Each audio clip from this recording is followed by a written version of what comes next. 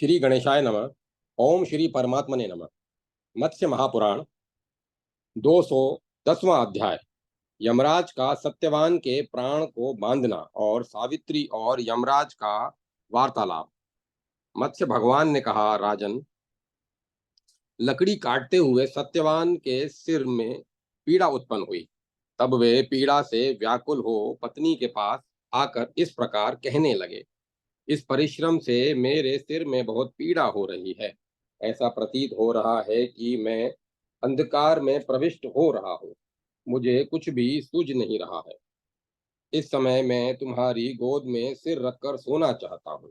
राजन, राजपुत्री से ऐसा कहकर सत्यवान उस समय उसकी गोद में सो गए। जब सावित्री की गोद में सिर रखकर सोते हुए सत्यवान के नेत्र निंद्रावश मुंद गए, तब उस पतिव्रता महाभागा राजपुत्री सावित्री ने उस स्थान पर आए हुए सामर्थ्यशाली स्वयं धर्मराज को देखा, जो नीले कमल के से श्याम वर्ण से सुशोभित और पीतांबर धारण किए हुए थे। वे चमकती हुई बिजलियों की से युक्त जल पूर्ण मेघ जैसे दिख रहे थे तथा सूर्य के समान तेजस्वी मुकुट और दो कुंडलों से सुशोभित थे। उनके वक्ष स्थल पर हार लटक रहा था। वे बाजूबंद से विभूषित थे तथा उनके पीछे मृत्यु सहित महाकाल भी था।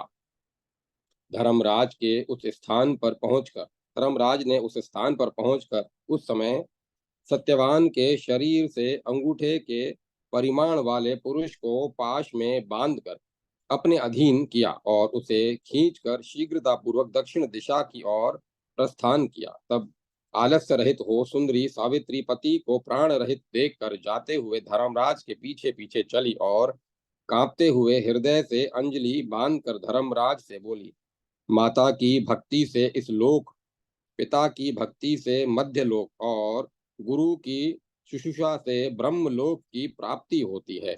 जो इन तीनों का आदर करता है उसने मानो सभी धर्मों का पालन कर लिया, तथा जिसने इन तीनों का आदर नहीं किया उसकी सारी सत्क्रियाएं निष्फल हो जाती हैं। जब तक ये तीनों जीवित रहें तब तक किसी अन्य धर्म के पालन की आवश्यकता नहीं है। उनके प्रिय एवं सुख के कार्यों में तत्पर रहकर नित्य उनकी शुश्रूषा करनी चाहिए। उनकी आज्ञा से यदि कभी परतंत्रता भी स्वीकार करनी पड़े तो वह सब मन वचन कर्म द्वारा उन्हें निवेदित कर देना चाहिए। पुरुष के सारे कर्म माता पिता और गुरु इन्हीं तीनों में समाप्त हो जाते हैं। यमराज के ऐसा यमराज ने कहा, तुम हम में से किस जिस तुम हमसे जिस कामना को पूर्ण कराने के लिए आ रही हो उस कामना को छोड़ दो और शीघ्र लौट जाओ। सचमुच संसार में माता पिता तथा गुरु की सेवा से बढ़कर कोई अन्य धर्म नहीं है। तुम्हारे इस प्रकार पीछे पीछे आने से मेरे काम में विघ्न पड़ रहा है और तुम भी थकावट से चूर हो रही हो। इसीलिए तुम इस समय इसीलिए मैं इस समय तुमसे ऐसा कह रहा हूँ, धर्मज्ञ, तुम्हारा पति सचमुच गुरुजनों की पूजा में प्रेम करने वाला है और तुम भी पतिव्रता साध्वी हो। इस समय तुम्हें कष्ट हो रहा है, अतः तुम लौट जाओ। सावित्री बोली, स्त्रियों का पति ही देवता है, पति ही उसको शरण देने वाला है। इसीलिए साध्वी स्त्रियों को प्राण पति प्रियतम का अनुगमन करना चाहिए। पिता भाई तथा पुत्र परिमित संपत्ति देने वाले हैं, किंतु पति अपरिमित संपत्ति का दाता है। भला ऐसे पति की कौन स्त्री पूजा नहीं करेगी। सुरोतम, आप मेरे पति को जहाँ ले जा रहे हैं अथवा स्वयं जा रहे हैं वहां मुझे भी यथाशक्ति जाना चाहिए। देव, मेरे प्राणपति को ले जाते हुए आपके पीछे चलने में यदि मैं समर्थ न हो सकूंगी तो प्राणों को त्याग दूंगी। जो कोई मनस्विनी स्त्री वैद्य धर्म से दूषित होकर मुहूर्त भर जीवित रहती है तो वह भी आभूषणों से अलंकृत होते हुए भी भाग्यहीन है। यम ने कहा, महाभाग्यशालिनी पतिव्रते, मैं तुम पर प्रसन्न हूँ, अतः शुभे सत्यवान के प्राणों को छोड़कर कोई भी वरदान मांग लो, देर मत करो।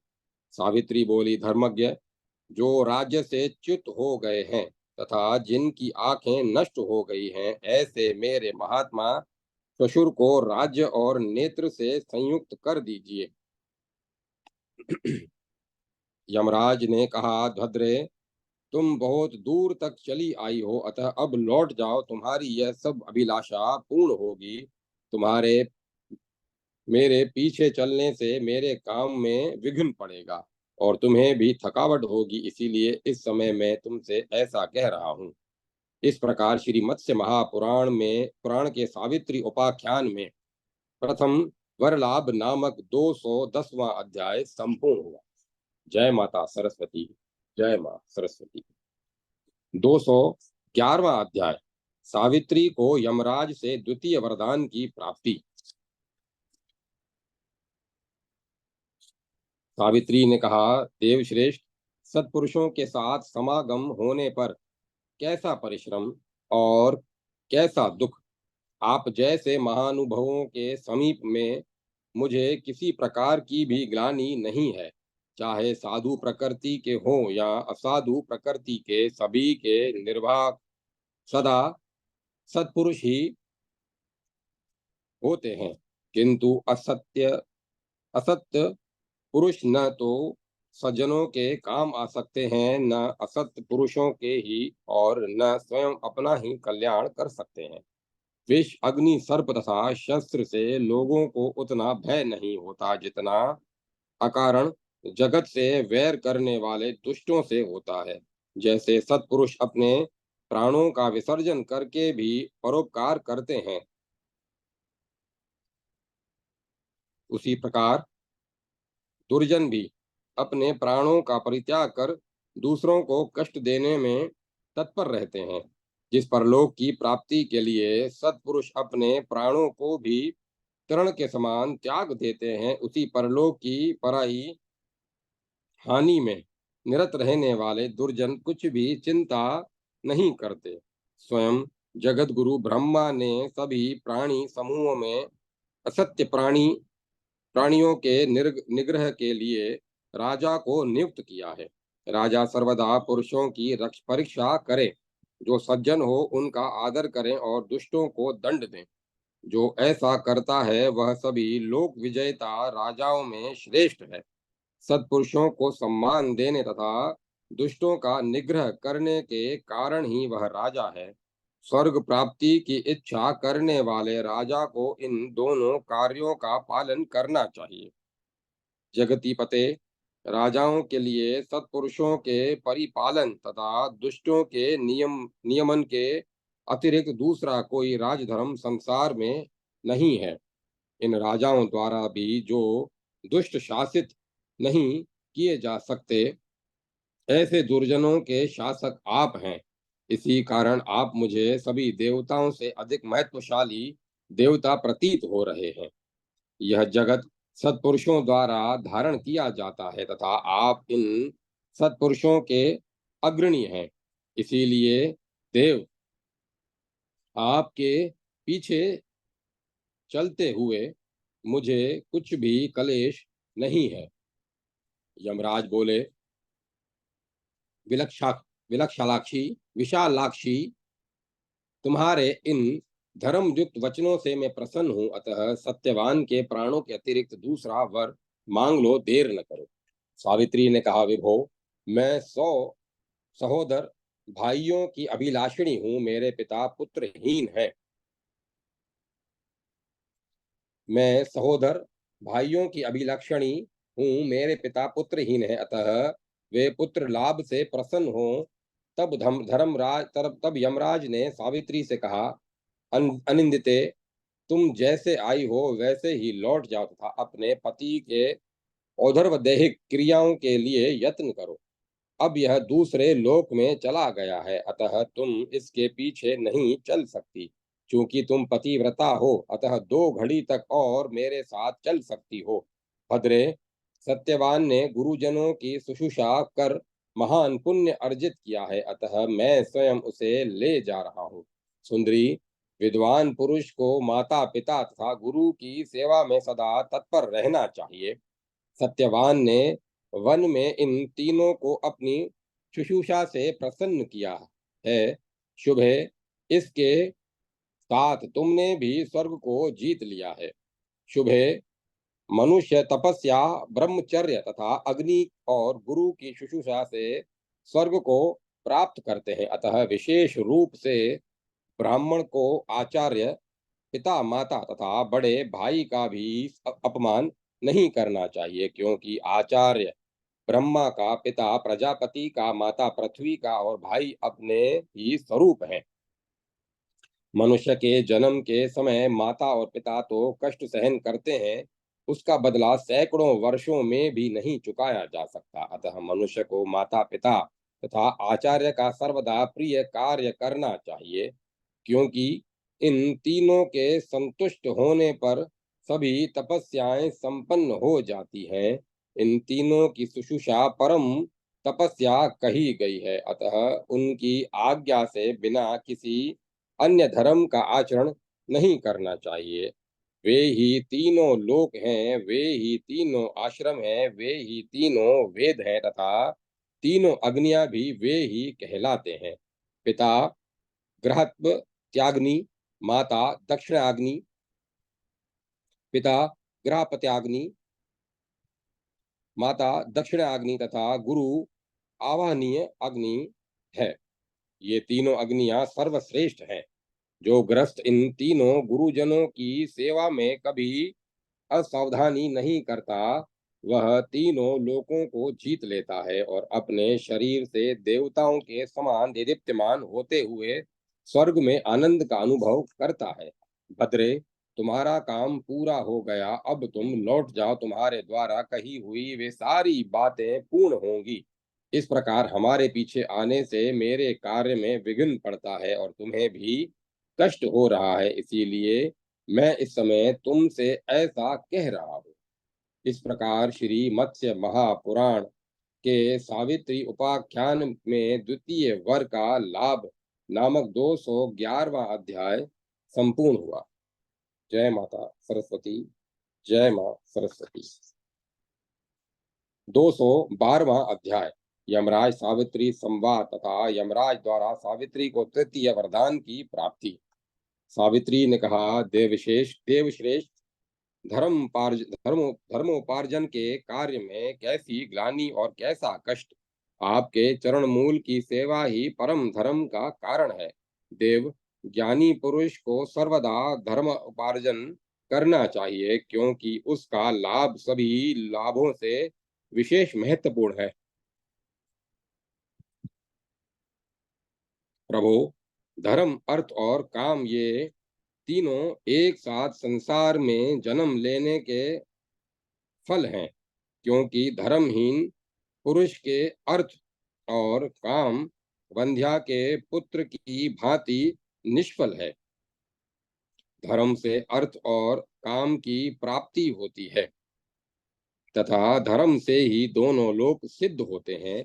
जहाँ कहीं भी जाने वाले प्राणी के पीछे अकेले धर्म ही जाता है, अन्य सभी वस्तुएं शरीर के साथ ही नष्ट हो जाती हैं। प्राणी अकेला ही पैदा होता है और अकेला ही मर कर जाता है। एक धर्म ही उसके पीछे पीछे जाता है। मित्र एवं भाई बंधु कोई भी साथ नहीं देता। कार्यों में सफलता, सौभाग्य और सौंदर्य आदि सब कुछ धर्म से ही प्राप्त होते हैं। पुरुषांतक ब्रह्मा, इंद्र, विष्णु, शिव, चंद्रमा, यम, सूर्य, अग्नि, वायु, वरुण, वसुगण, अश्वनी कुमार एवं कुबेर आदि देवताओं के जो सभी मनोरथों को पूर्ण करने वाले लोग हैं, उन सब को मनुष्य धर्म के द्वारा ही प्राप्त करता है। मनुष्य मनोहर द्वीपों एवं सुखदायी वर्षों को धर्म के द्वारा ही प्राप्त करते हैं। देवताओं के जो नंद नादि नंदनादि मुख्य उदान हैं, वे भी मनुष्यों को पुण्य से ही प्राप्त होते हैं। इसी प्रकार स्वर्ग, विचित्र विमान और सुंदर अप्सराएं पुण्य से ही प्राप्त होती हैं। पुण्यशाली मनुष्यों के तेजस्वी शरीर पुण्य के ही फल हैं। राज्य की प्राप्ति, राजाओं द्वारा सम्मान, अभिष्ट मनोरथों की सिद्धि तथा मुख्य संस्कार, ये सभी पुण्य के ही फल देखे जाते हैं। देवाध्यक्ष पुण्यवान पुरुषों के चवर स्वर्ण तथा वैदुर्य के बने हुए डंडे वाले तथा सूर्य के समान तेजोमय होते हैं। पूर्णिमा के चंद्रमंडल के समान कांतिमान एवं रत्न जनित वस्त्र से सुशोभित छत्र मनुष्य को पुण्य कर्म से ही प्राप्त होता है। विजय की सूचना देने वाले शंख स्वरों तथा मागध बंदियों को मांगलिक ध्वनियों के साथ अभिषेक पात्र सहित श्रेष्ठ सिंहासन का प्राप्त होना पुण्य कर्म का ही फल है।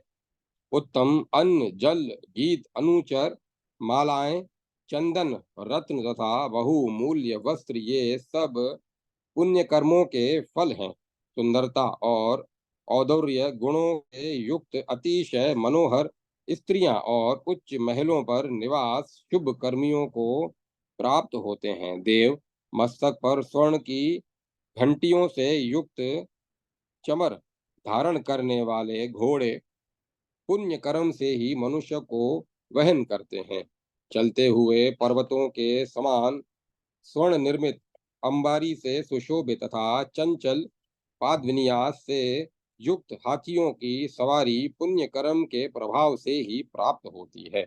देव सभी मनोरथों को पूर्ण करने वाले एवं सभी पापों को दूर करने वाले स्वर्ग में पुरुष सदा पुण्य कर्मों के प्रभाव से ही भक्ति प्राप्त करते हैं। उसकी प्राप्ति के उपाय हैं यज्ञ, तप, दान, इंद्रिय निग्रह, क्षमाशीलता, ब्रह्मचर्य, सत्य, शुभदायक तीर्थों की यात्रा, स्वाध्याय, सेवा, सत्पुरुषों की संगति, देवार्चन, गुरुजनों की शुश्रूषा, ब्राह्मणों की पूजा, इंद्रियों को वश में रखना तथा मत्सर रहित ब्रह्मचर्य। इसीलिए विद्वान पुरुष को सर्वदा धर्माचरण करना चाहिए, क्योंकि मृत्यु उसकी प्रतीक्षा नहीं करती कि उसने अपना कार्य पूरा किया अथवा नहीं। देव मनुष्य को बाल्यावस्था से ही धर्माचरण करना चाहिए, क्योंकि वह जीवन नश्वर है। यह कौन जानता है कि आज किसकी मृत्यु हो जाएगी। सर्वोत्तम इस जीव के देखते हुए भी मृत्यु सामने खड़ी रहती है, फिर भी वह मृत्यु रहित की भांति आचरण करता है। यह महान आश्चर्य है। युवक की अपेक्षा बालक और वृद्ध की अपेक्षा युवक अपने को मृत्यु से दूर मानता है, किंतु मृत्यु की गोद में बैठा हुआ वृद्ध उसकी अपेक्षा करता है। इतने पर भी जो मृत्यु से रक्षा के उपाय सोचते हैं, उनकी क्या गति होगी। प्राणधारियों को प्राणधारियों को इस जगत में केवल मृत्यु से भय ही नहीं है, उनके लिए कहीं अभय स्थान भी नहीं है। तथापि पुण्यवान सत्पुरुष सर्वदा निर्भय होकर संसार में जीवित रहते हैं। यमराज बोले, विशालाक्षी, तुम्हारी इन धर्म युक्त बातों से मैं विशेष संतुष्ट हूँ। अतः तुम सत्यवान के प्राणों के अतिरिक्त अन्य वर मांग लो, देर मत करो। सावित्री ने कहा, देव मैं आपसे अपनी कोख से उत्पन्न होने वाले 100 पुत्रों का वरदान मांगती हूँ, क्योंकि लोकों में पुत्रहीन की सदगति नहीं होती। यमराज बोले, भद्रे, अब तुम शेष अभिष्ट कामनाओं को छोड़कर लौट जाओ, तुम्हारी ये याचना भी सफल होगी। इस प्रकार तुम्हारे अनुगमन से मेरे कार्य में विघ्न होगा और तुम्हें भी कष्ट होगा, इसीलिए मैं तुमसे इस समय ऐसा कह रहा हूँ। इस प्रकार श्री मत्स्य महापुराण के सावित्री उपाख्यान में तृतीय वर लाभ नामक 212वां अध्याय संपूर्ण हुआ। जय माता सरस्वती। जय मां सरस्वती। 213वां अध्याय सावित्री की विजय और सत्यवान की बंधन मुक्ति। सावित्री ने कहा, धर्म अधर्म के विधान को जानने वाले एवं सभी धर्मों के प्रवर्तक देव आप ही जगत के स्वामी तथा प्रजाओं का नियमन करने वाले यम हैं। देव, क्योंकि आप कर्मों के अनुरूप प्रजाओं का नियमन करते हैं, इसीलिए यम नाम से पुकारे जाते हैं। प्रभो, क्योंकि आप धर्म पूर्वक इस सारी प्रजा को आनंदित करते हैं, इसीलिए सत्पुरुष आपको धर्मराज नाम से पुकारते हैं। लोग मरने पर अपने सत असत दोनों प्रकार के कर्मों को अपने आगे रखकर आपके समीप आते हैं, इसीलिए आप मृत्यु कहलाते हैं। आप सभी प्राणियों के क्षण कला आदि से काल की गणना करते रहते हैं, इसीलिए तत्वदर्शी लोग आपको काल नाम से पुकारते हैं। महादीप्ति संपन्न, चूंकि आप संसार के सभी चराचर जीवों के महान अंतकर्ता हैं, इसीलिए आप सभी देवताओं द्वारा अंतक कहे जाते हैं। आप विवस्वान के पुत्र आप विवस्वान के प्रथम पुत्र कहे गए हैं। अतः संपूर्ण संपूर्ण विश्व में विवस्वत नाम से कहे जाते हैं।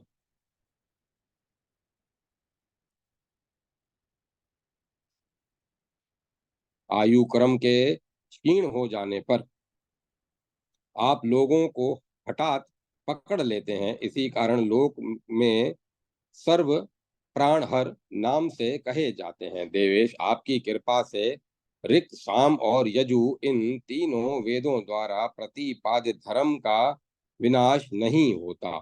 देवेश, आपकी महिमा से सभी प्राणी अपने अपने धर्मों में स्थित रहते हैं। देवेश, आपकी सत्कृपा से वर्ण संकर संतति की उत्पत्ति नहीं होती। देव, आप ही सदा सत्पुरुषों की गति कहलाते हैं कहलाए बतला बतलाए गए हैं। जगन्नाथ, आप इस जगत की मर्यादा का पालन करने वाले हैं। देवताओं में श्रेष्ठ, अपनी शरण में आई हुई मुझ दुखिया की रक्षा कीजिए। इस राजपुत्र के माता पिता भी दुखी हैं। यमराज बोले, धर्मज्ञ, तुम्हारी स्तुति तथा भक्ति से संतुष्ट होकर मैंने तुम्हारे पति इस सत्यवान को विमुक्त कर दिया है। अब तुम सफल मनोरथ होकर लौट जाओ। यह सत्यवान तुम्हारे साथ 500 वर्षों तक राज्य सुख होकर अंत काल में स्वर्ग लोक में जाएगा और देवताओं के साथ विहार करेगा। सत्यवान तुम्हारे गर्भ से 100 पुत्रों को भी उत्पन्न करेगा। वे सब के सब देवताओं के समान तेजस्वी तथा क्षत्रिय राजा होंगे। वे चीर काल तक जीवित रहते हुए तुम्हारे ही नाम से प्रसिद्ध होंगे।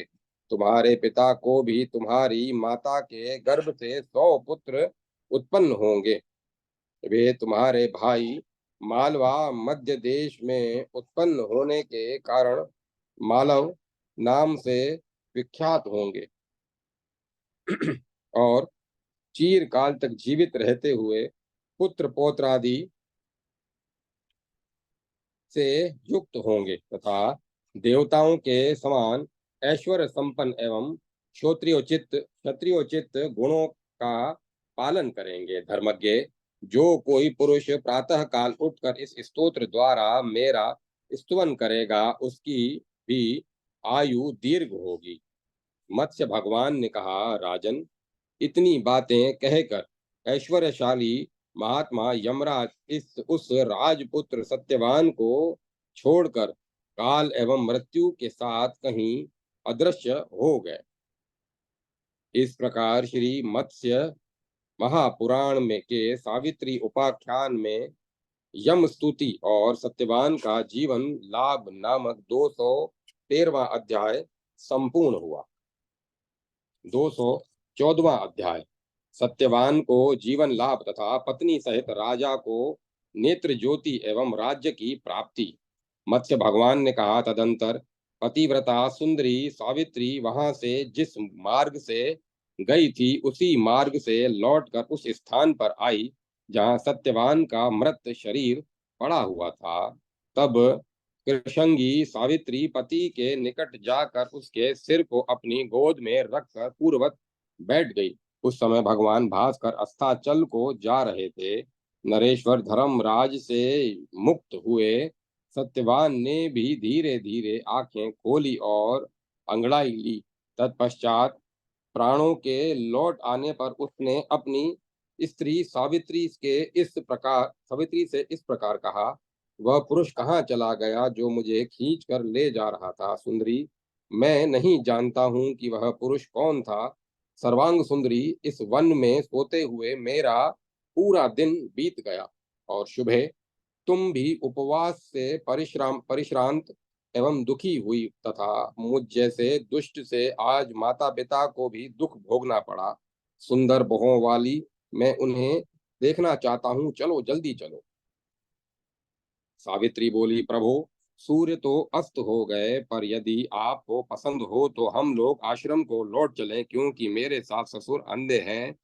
मैं वहीं आश्रम में यह सब घटित हुआ वृतांत आपको बतलाऊंगी। सावित्री उस समय पति से ऐसा कहकर पति के साथ ही चल पड़ी और वह राजकुमारी पति के साथ आश्रम पर आ पहुंची। भार्गव, उसी समय पत्नी सहित ध्रुमत्य धूमत्सेन को नेत्र ज्योति प्राप्त हो गई। वे अपने प्रिय पुत्र और दुबली पतली पुत्र वधू को न देखकर दुखी हो रहे थे। उस समय तपस्वी ऋषि राजा को सांत्वना दे रहे थे। इतने में ही उन्होंने पुत्र वधू के साथ पुत्र को वन से आते हुए देखा। उस समय सुंदरी सावित्री ने सत्यवान के साथ सपत्नीक क्षत्रिय श्रेष्ठ राजा घुमतसेन को प्रणाम किया। पिता ने राजकुमार सत्यवान को गले लगाया। तब सभी धर्मों को जानने वाले सत्यवान ने उस वन में निवास करने वाले तपस्वियों को अभिवादन कर रात में ऋषियों के साथ वहीं निवास किया। उस समय अनिंदिता चरित्रा सावित्री ने जैसी घटना घटित हुई थी उसका वर्णन किया और उसी रात में अपने व्रत को भी समाप्त किया। तदंतर 3 प्रहर बीत चुकने पर राजा की सारी प्रजा सेना सहित तुरही आदि बाजों को बजाते हुए राजा को पुनः राज्य करने के लिए निमंत्रण देने आई और यह सूचना दी कि राज्य में आपका शासन अब पूर्ववत हो। राजन, नेत्रहीन होने के कारण जिस राजा ने आपके राज्य को छीन लिया था वह राजा मंत्रियों द्वारा मार डाला गया। अब इस नगर में आप ही राजा हैं। यह सुनकर राजा चतुरंगनी सेना के साथ वहां गया और महात्मा धर्मराज की कृपा से पुनः अपने संपूर्ण राज्य को प्राप्त किया। सुंदरी सावित्री ने भी 100 भाइयों को प्राप्त किया। इस प्रकार साध्वी पतिव्रता सुंदरी राजकुमारी सावित्री ने अपने पितृपक्ष तथा पति पक्ष दोनों का उद्धार किया और मृत्यु के पाश में बंधे हुए अपने पति को मुक्त किया। राजन, इसीलिए मनुष्यों को सदा साध्वी स्त्रियों की देवताओं के समान पूजा करनी चाहिए, क्योंकि उनकी कृपा से ही ये तीनों लोक स्थित हैं। उन पतिव्रता स्त्रियों के वाक्य इस चराचर जगत में कभी भी मिथ्या नहीं होते। इसीलिए सभी मनोरथों की कामना करने वालों को सर्वदा उनकी पूजा करनी चाहिए। जो मनुष्य सावित्री के इस सर्वोत्तम आख्यान को नित्य सुनता है वह सभी प्रयोजनों में सफलता प्राप्त कर सुख का अनुभव करता है और कभी भी दुख का भागी नहीं होता। इस प्रकार श्री मत्स्य महापुराण में सावित्री उपाख्यान समाप्ति नामक 214वां अध्याय संपूर्ण हुआ। जय माता सरस्वती। जय माता सरस्वती। 215वां अध्याय राजा का कर्तव्य, राज कर्मचारियों के लक्षण तथा राजधर्म का निरूपण। मनु ने पूछा, भगवन, अभिषेक होने के बाद राजा को तुरंत कौन सा कर्म करना आवश्यक है, वह सब मुझे बतलाइए, क्योंकि आप उसे अच्छी तरह जानते हैं। मत्स्य भगवान ने कहा, राजन, राज्य की रक्षा करने वाले राजा को चाहिए कि वह अभिषेक के जल से सिर के भीगते हुए सहायकों, मंत्रियों की नियुक्ति करे,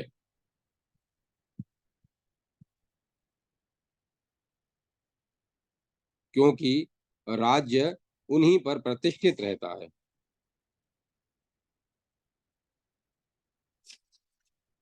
जो छोटे से छोटे भी कार्य जो छोटे से छोटा भी कार्य होता है, वह भी सहायक सहायक रहित अकेले व्यक्ति के लिए दुष्कर होता है। फिर राज्य जैसे महान उत्तर उत्तरदायित्वपूर्ण कार्य के लिए तो कहना ही क्या है। इसीलिए राजा को चाहिए कि जो उत्तम कुल में उत्पन्न, शूर, उच्च जाति में उत्पन्न, बलवान, श्री संपन्न, रूपवान, सत्व गुण से युक्त, सज्जन, क्षमाशील, कष्ट सहिष्णु,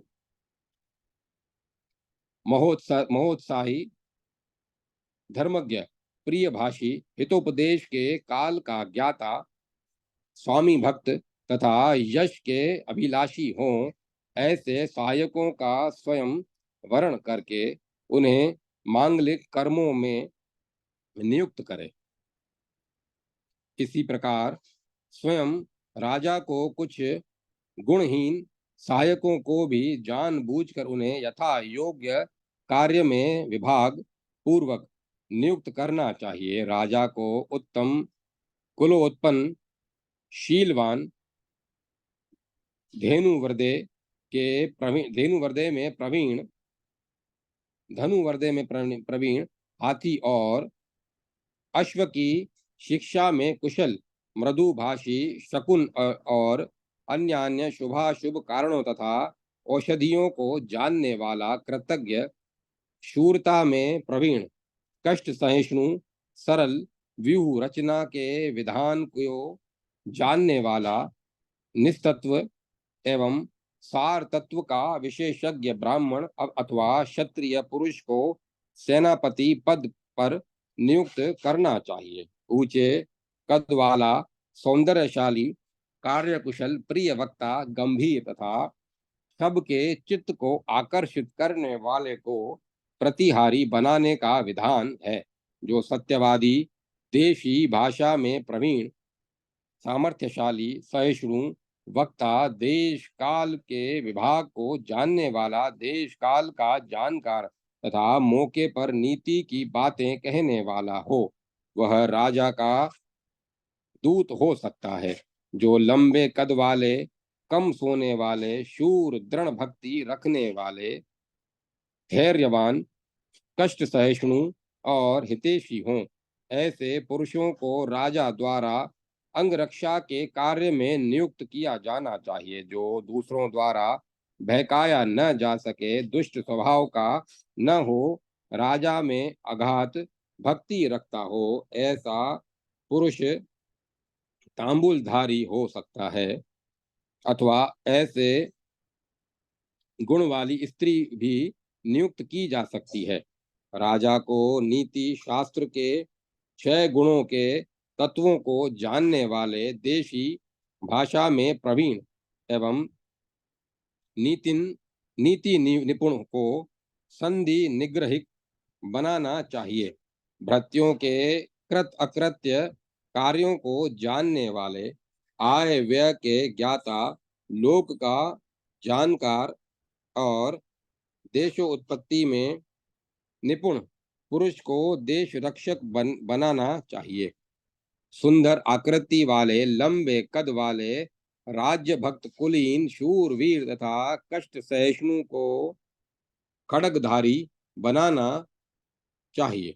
शूर, बलवान, हाथी, घोड़े और रथ की विशेषता को जानने वाला, सभी प्रकार के कलेशों को सहन करने में समर्थ तथा पवित्र व्यक्ति राजा का धनुर्धारी हो सकता है।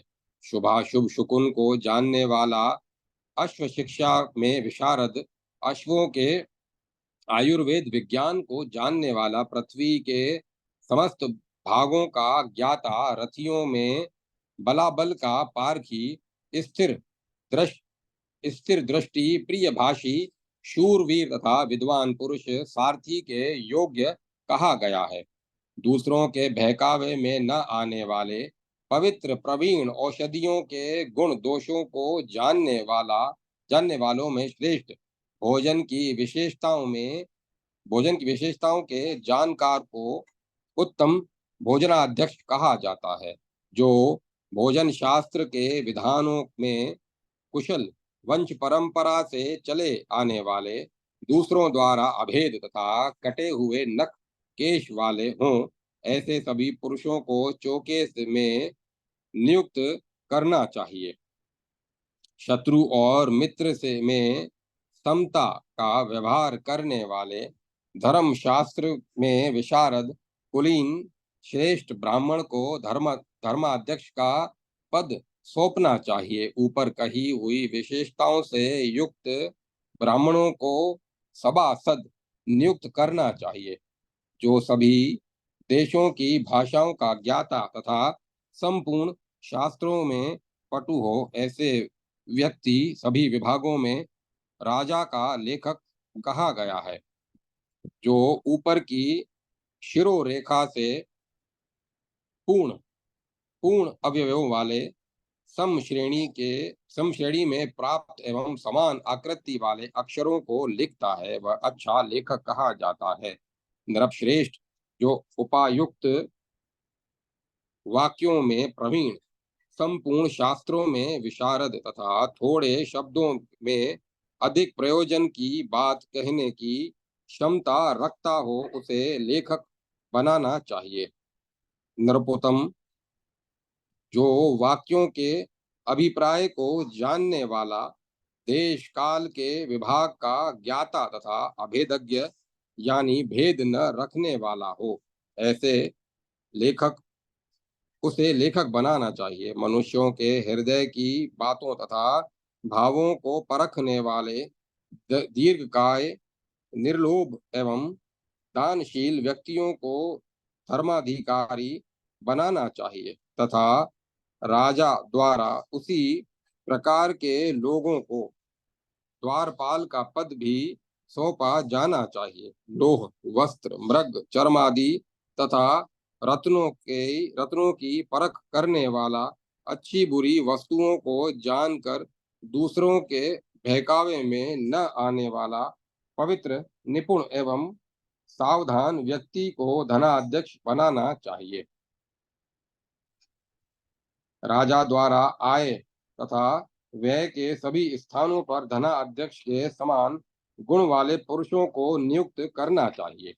जो वंश परंपरा से आने वाला, 8 अंगों की चिकित्सा को अच्छी तरह जानने वाला, स्वामी भक्त, धर्मात्मा एवं सत्कुलोत्पन्न हो, ऐसे व्यक्ति को वेद बनाना चाहिए। राजन, उसे प्राणाचार्य जानना चाहिए और सर्वसाधारण की भांति उसके वचनों का सदा पालन करना चाहिए। जो जंगली जाति वालों के रीति रस्मों का ज्ञाता, हस्ती शिक्षा का विशेषज्ञ, सहिष्णुता में समर्थ हो, ऐसा व्यक्ति राजा का श्रेष्ठ गणाध्यक्ष हो सकता है।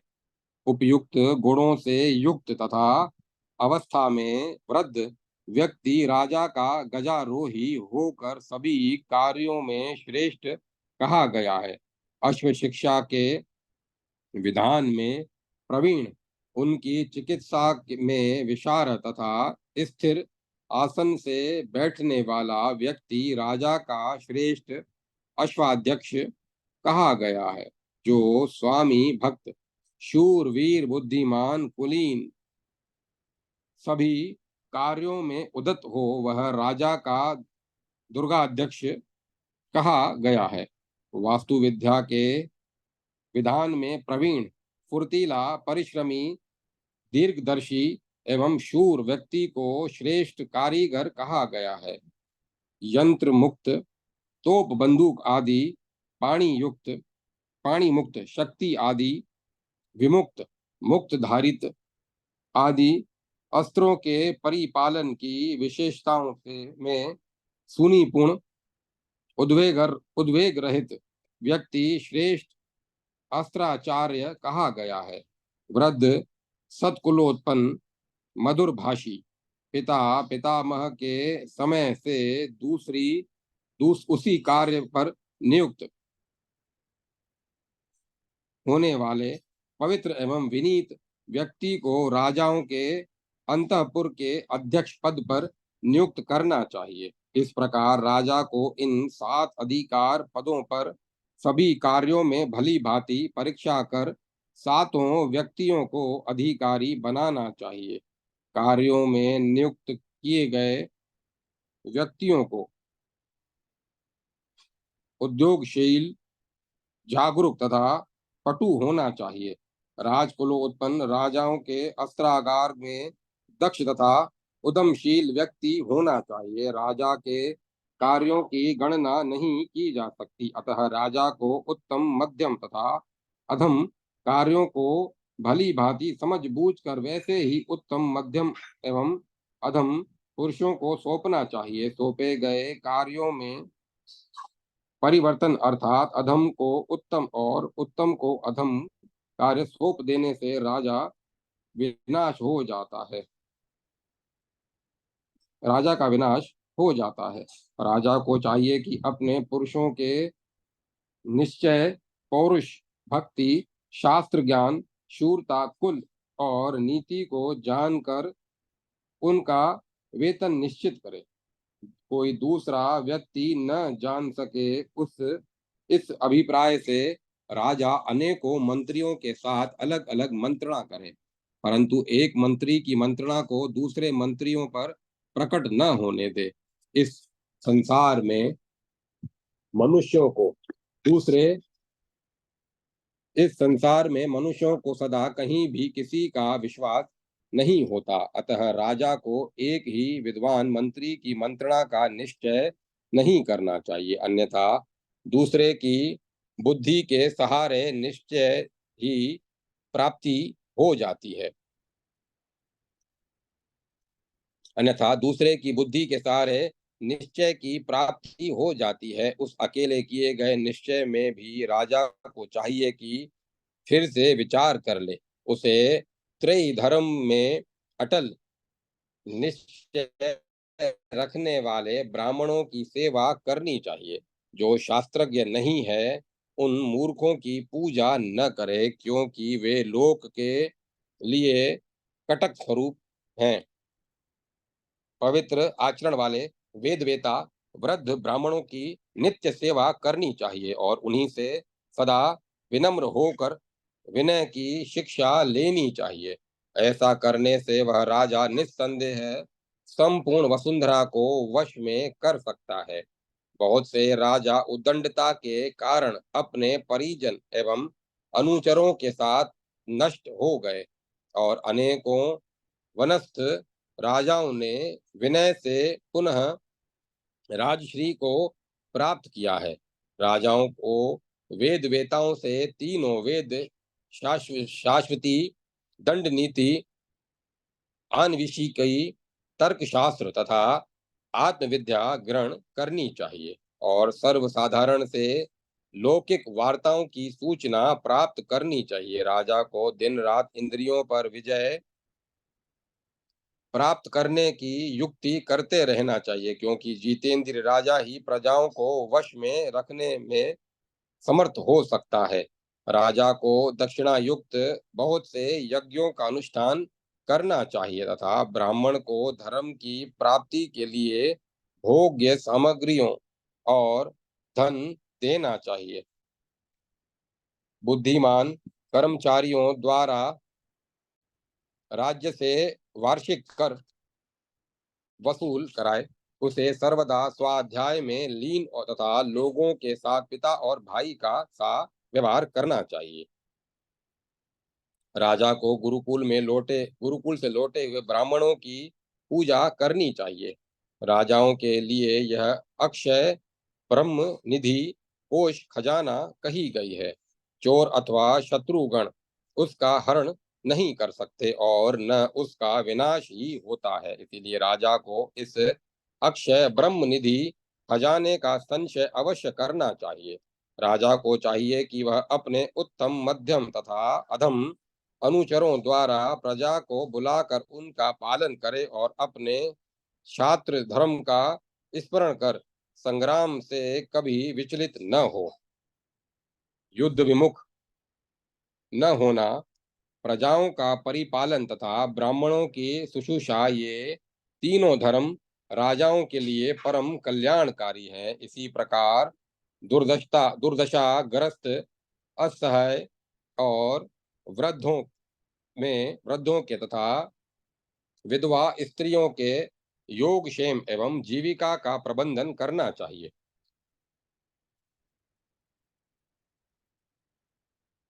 राजा को वर्णाश्रम की व्यवस्था विशेष रूप से करनी चाहिए।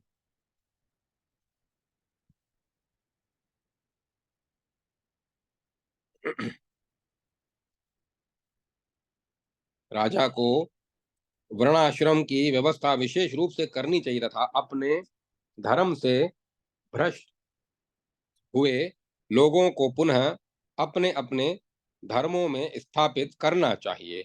चारों चारों आश्रमों पर भी उसी प्रकार की देख रेख रखनी चाहिए।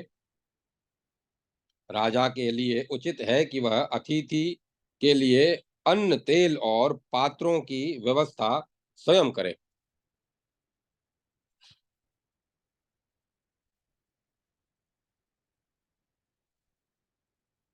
एवं सम्माननीय व्यक्तियों का अपमान न करे तथा तपस्वी के लिए अपने सभी कर्मों को तथा राज्य एवं अपने आप को समर्पित कर दे और देवताओं के समान चीरकाल तक उनकी पूजा करे। मनुष्यों के द्वारा सरल, सुमति और कुटिल, कुमति दो प्रकार की बुद्धियों को जानना चाहिए। उनमें कुटिल बुद्धि को जान लेने पर उसका सेवन न करे, किंतु यदि आ गई हो तो उसे दूर हटा दे। राजा के छिद्र को शत्रु न जान सके, किंतु वह शत्रु के छिद्र को जान ले। वह कछुए की भांति अपने अंगों को छिपाए रखे और अपने छिद्र की रक्षा करे। अविश्वसनीय व्यक्ति का विश्वास न करे और विश्वसनीय का भी बहुत विश्वास न करे, क्योंकि विश्वास से उत्पन्न हुआ भय मूल को भी काट सकता है। राजा को चाहिए कि वह यथार्थ कारण को प्रकाशित करके दूसरों को अपने पर विश्वस्त करे। वह बगुले की भांति अर्थ का चिंतन करे, सिंह की तरह पराक्रम करे, भेड़िए के समान लूटपाट कर ले, खरगोश की तरह छिपा रहे और शुकर के सदृश दृढ़ प्रहार करने वाला हो। राजा मोर की भांति विचित्र आकार वाला, कुत्ते की तरह अनन्य भक्त तथा कोकिल की भांति मृदुभाषी हो। नरश्रेष्ठ, राजा को चाहिए कि वह सर्वदा कौवे की भांति सशंकित रहे। वह गुप्त स्थान पर निवास करे, पहले बिना परीक्षा किए भोजन, शय्या, वस्त्र, पुष्प, अलंकार एवं अन्यान्य सामग्रियों को न ग्रहण करे। विश्वस्त पुरुषों द्वारा पहले बिना परीक्षा किए हुए मनुष्यों की भीड़ तथा अज्ञात जलाशय में प्रवेश न करे। दुष्ट हाथी एवं बिना सिखाए घोड़े पर न चढ़े, न बिना जानी हुई स्त्री के साथ समागम करे और न देव उत्सव में निवास करे। धर्मज्ञ राजा को सर्वदा राजलक्ष्मी चिन्ह से सुसंपन्न, दीन रक्षक और उद्यमी होना चाहिए। पृथ्वी को जीतने की इच्छा रखने वाले राजा को सर्वदा सम्मानित एवं पालित उत्तम अनुचरों को सहायक बनाना चाहिए। वह प्राणियों को यथा योग्य कर्मों में नियुक्त करे। उसे धर्म कार्यों में धर्मात्माओं को, युद्ध कर्मों में शूरवीरों को, अर्थ कार्यों में उसके विशेषज्ञों को, सचरित्रों को सर्वत्र, स्त्रियों के मध्य में नपुंसक को और भीषण कर्मों में निर्दय को नियुक्त करना चाहिए।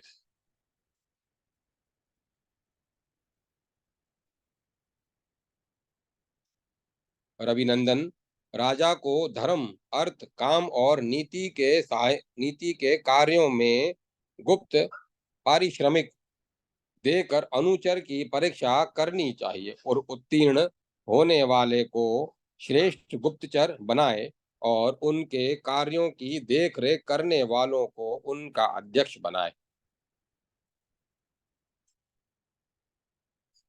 राजन, इस प्रकार राजा को राज्य के कार्य का संचालन करना चाहिए। राजा को सर्वथा उग्र कर्मों वाला नहीं होना चाहिए।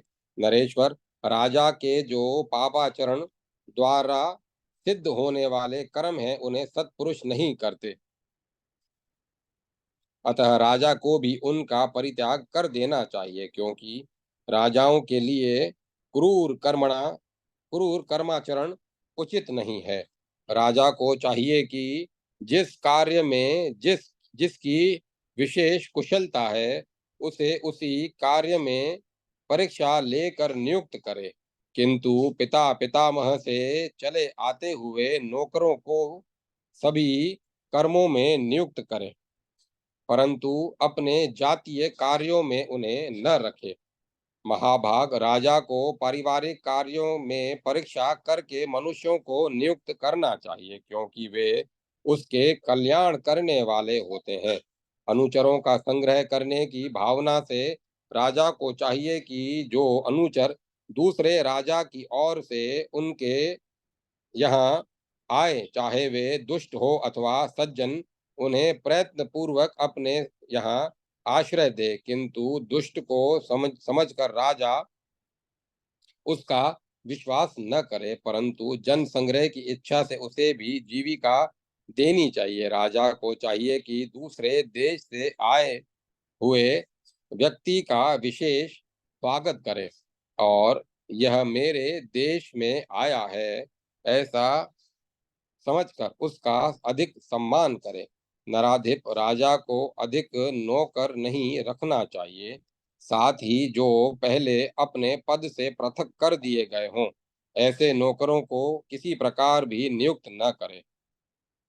नर शार्दुल, शत्रु, अग्नि, विष, सर्प तथा नंगी तलवार ये सब एक और हैं तथा क्रुद्ध अनुचर एक और, अर्थात दोनों समान हैं।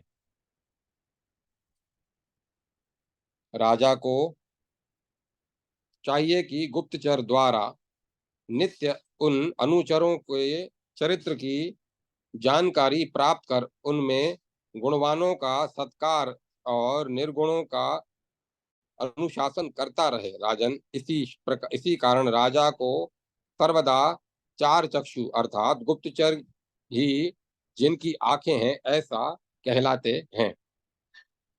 अपने देश में या पराये देश में ज्ञानी, निपुण, निर्लोभी और कष्ट सहिष्णु गुप्तचरों को नियुक्त करना चाहिए, जिन्हें साधारण जनता न पहचानती हो, जो सरल दिखाई पड़ते हों, जो एक दूसरे से परिचित न हो तथा वणिक, मंत्री, ज्योतिषी, वेद और सन्यासी के वेश में भ्रमण करने वाले हों। राजा ऐसे गुप्तचरों को नियुक्त करे। राजा एक गुप्तचर की बात पर यदि वह अच्छी लगने वाली भी हो तो भी विश्वास न करे, उस समय उसे दो गुप्तचरों को की बातों पर उनके आपसी संबंध को जानकर ही विश्वास करना चाहिए। यदि दोनों आपस में अपरिचित हों तो विश्वास करना चाहिए। इसीलिए राजा को गुप्त रहने वाले चरों को नियुक्त करना चाहिए।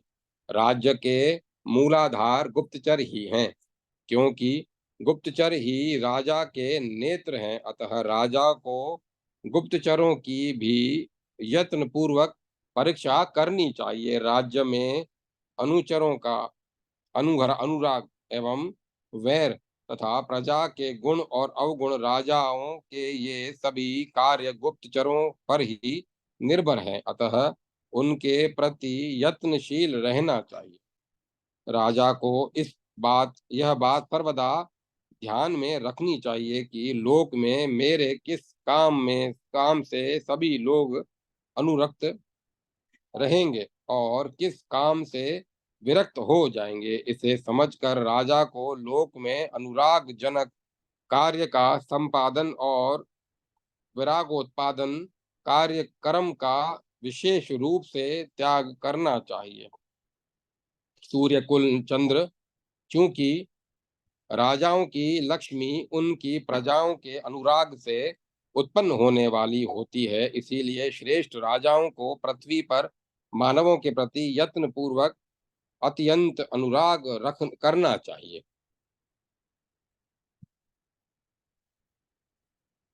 इस प्रकार श्री मत्स्य महापुराण में राजा की सहायक संपत्ति नामक 215वां अध्याय संपूर्ण हुआ। जय माता सरस्वती। जय मां सरस्वती।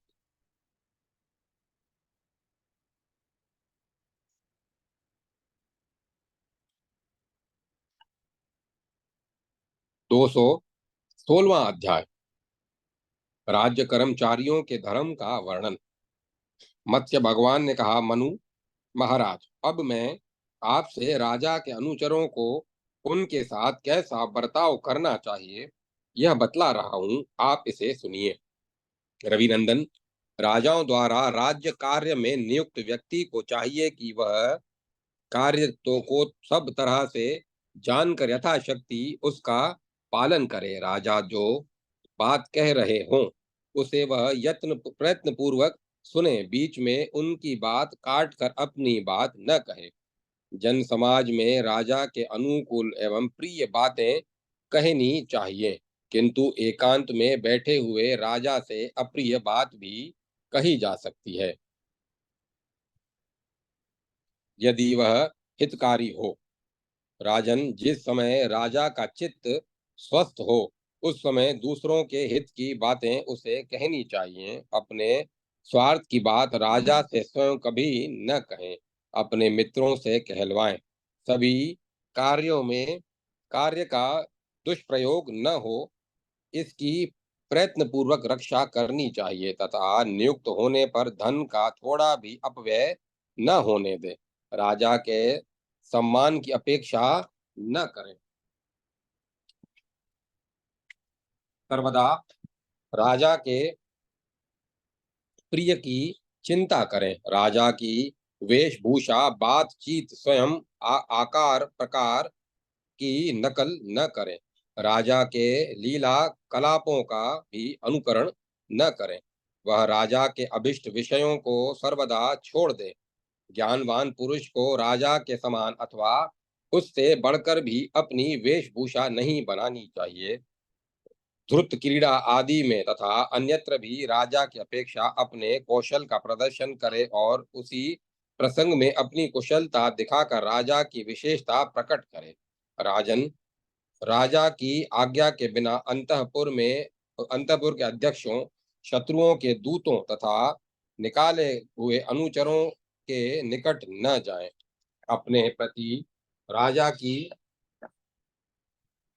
सहनशील स्नेहहीनता तथा अपमान को प्रयत्न पूर्वक गुप्त रखें और राजा की जो गोपनीय बात हो उसे सर्वसाधारण के सम्मुख प्रकट न करें। नरोत्तम नृपो नृपोत्तम नृपोत्तम राजपुरुष राजा द्वारा कही गई गुप्त या प्रकट बात को सर्वसाधारण के समक्ष कभी न सुनाए। ऐसा करने से वह राजा का विरोधी हो जाता है। जिस समय राजा दूसरे व्यक्ति से किसी काम के लिए कहे उस समय बुद्धिमान पुरुष को चाहिए कि शीघ्रता पूर्वक स्वयं उठकर राजा से कहे कि मैं क्या करूं। कार्य की अवस्था को देखकर जैसा करना उपयुक्त हो वैसा ही करना चाहिए, क्योंकि सदा एक सा करते रहने पर निश्चित ही वह राजा की दृष्टि में है हो जाता है। राजा को प्रिय लगने वाली बातों को भी उनके सामने बार बार न कहें, न ठठाकर हंसें और न भ्रकुटी भी ताने, न बहुत बोलें, न एकदम चुप ही रहें, न असावधानी प्रकट करें और न कभी आत्मसम्मानी होने का भाव ही प्रदर्शित करें। राजा के दुष्कर्म की चर्चा कभी नहीं करनी चाहिए। राजा द्वारा दिए गए वस्त्र, अस्त्र और अलंकार को धारण करें। ऐश्वर्य की कामना करने वाले भृत्य को उन वस्त्रादि सामग्रियों को उदारतावश दूसरे को नहीं देनी चाहिए। राजा के सम्मुख यदि कोई भोजन करने का अवसर आए तो न अधिक भोजन करे और न दिन में शयन करे। जिससे प्रवेश करने का निर्देश नहीं है, उस द्वार से कभी प्रवेश न करे और अयोग्य स्थान पर स्थित राजा की ओर न देखे। राजा की राजा के दाहिने या बाएं पार्श्व में बैठना चाहिए। सम्मुख या पीछे की ओर बैठना निंदित है। राजा के समीप जमाई जमुआई लेना, थूकना, कखारना, खांसना, क्रोधित होना, आसन पर तकिया लगाकर बैठना, भ्रकुटी चढ़ाना, वमन करना या उद्गार निकालना, ये सभी कार्य नहीं करने चाहिए। बुद्धिमान भृत्य राजा के सम्मुख अपने गुणों की श्लाघा न करें। अपने गुण को सूचित करने के लिए युक्ति पूर्वक दूसरे को ही प्रयुक्त करना चाहिए। अनुचरों को हृदय अनुचरों को हृदय निर्मल करके परम भक्ति के साथ राजाओं के प्रति नित्य सावधान रहना चाहिए। राजा के अनुचरों को शठता, लोभ, छल, नास्तिकता, शूद्रता, चंचलता आदि का नित्य परित्याग कर देना चाहिए। शास्त्रज्ञ एवं विद्याभ्यासियों से स्वयं अपना संपर्क स्थापित करके ऐश्वर्य बढ़ाने वाली राज सेवा को अपनी समृद्धि के लिए करनी चाहिए। राजा के पुत्र, प्रिय परिजन और मंत्रियों को नमस्कार करना चाहिए, किंतु उनके मंत्रियों का कभी विश्वास न करें। बिना पूछे राजा से कुछ न कहें। यदि कहें भी तो जो राजा के हित के रूप में सुनिश्चित हित कर और यथार्थ बात हो वह कहें। अनुचरों को नित्य राजा की मनोदशा का पता लगाते रहना चाहिए। मनु मनुभावों मनोभावों को समझने वाला अनुचर ही अपने स्वामी की सुखपूर्वक सेवा कर सकता है। अपने कल्याण की कामना करने वाले अनुचर को राजा के अनुराग और विराग का पता लगाते रहना चाहिए। विरक्त राजा को छोड़ दें और अनुरक्त की सेवा में सदा तत्पर रहना चाहिए, क्योंकि विरक्त राजा उसका नाश कर विपक्षियों को उत, विपक्षियों को उन्नत बनाता है। आशा को बढ़ाकर उसके फल का नाश कर देता है। क्रोध का अवसर न रहने पर भी वह क्रुद्ध ही दिखाई पड़ता है तथा प्रसन्न होने पर प्रसन्न होकर भी कुछ फल नहीं देता। हर्षयुक्त बातें करता और यह हर्षयुक्त बातें करता है और जीविका का उच्छेद कर देता है। प्रसंग की बातों से प्रसन्न होकर भी वह पूर्वत सम्मान नहीं करता। सभी सेवाओं में अपेक्षा व्यक्त करता है। कोई भी छिड़ने पर बीच में कोई बात छिड़ने पर बीच में दोष प्रकट करता है। वही वाक्यों को काट देता है। गुणों का कीर्तन करने पर भी की विमुख ही लक्षित होता है। काम करते समय दृष्टि दूसरी ओर घुमा लेता है। ये सभी विरक्त राजा के लक्षण हैं। अब अनुरक्त राजा के लक्षण सुनिए। अनुरक्त राजा भृत्यों को देखकर प्रसन्न होता है, उसकी बात को आदर पूर्वक ग्रहण करता है और कुशल मंगल पूछकर आसन देता है। एकांत में अथवा अंतःपुर में भी उसे देखकर कभी संशय नहीं करता और उसकी कही हुई बातें सुनकर प्रसन्न होता है। उसके द्वारा कहीं कही हुई अप्रिय बातों का भी अभिनंदन करता है और उसकी थोड़ी सी भी भेंट आदर पूर्वक स्वीकार करता है। दूसरी कथा के प्रसंग पर उसका स्मरण करता है और सर्वदा उसे देखकर प्रसन्न रहता है। सूर्य कुल उत्पन्न ऐसे अनुरक्त राजा की सेवा करनी चाहिए, किंतु पूर्व काल में सेवा किए गए विरक्त राजा का भी आपत्ति काल में त्याग नहीं करना चाहिए। जो मनुष्य अपने निर्गुण एवं अनुपम मित्र भृत्य तथा विशेष रूप से स्वामी को आपत्ति के अवसर पर नहीं छोड़ते, वे देवता वृंदों के द्वारा सेवित देवराज इंद्र के धाम को जाते हैं। इस प्रकार श्री मत्स्य महापुराण में मत्स्य महापुराण के राजधर्म प्रसंग में भृत्य व्यवहार नामक 216वां अध्याय संपूर्ण हुआ। जय माता सरस्वती। जय मां सरस्वती। ओम नमः शिवाय। ओम नमो भगवते वासुदेवाय। ओम नमो नारायण। ओम तत्सत। ओम तत्सत। ओम तत्सत। अब कथा को विराम दिया जाता है।